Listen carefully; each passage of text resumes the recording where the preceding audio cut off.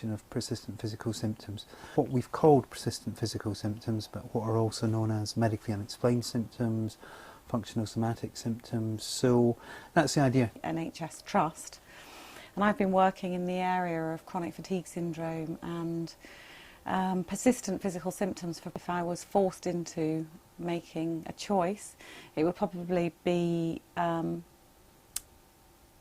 medically unexplained persistent physical symptoms. Okay. Only because everybody knows what you're talking about. Yes. Not for any other reason. The commissioners know what that means, so if you're applying for grants, if you're talking to other medics, they know what medically unexplained means, so yes. we can't change the names too much. Yes. Yeah. Persistent physical symptoms, persistent physical symptoms, which is what we've chosen to call what is often called medically unexplained symptoms. Right.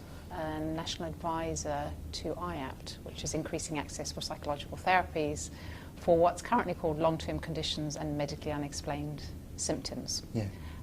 Well, let's start there. Let's think about terminology, because medically unexplained symptoms, persistent physical symptoms, functional somatic symptoms, what's your current preference? What do you think we should be calling them?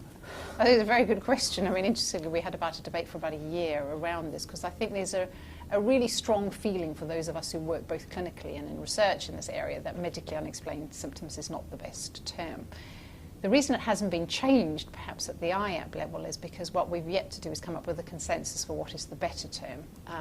So we seem to stay with MUS, and I think it's now a term that the commissioners understand. It's a term that's being used quite widely, and the feeling was initially that if we change it now, then people might not know what we're talking about. So I think words like persistent physical symptoms, I prefer it, because at least it tells you what is wrong, which is I have persistent physical symptoms. It's not telling you why you have it, but then diabetes also doesn't tell you Absolutely. what, but it gives you a label that's legitimate and that people see as a legitimate problem.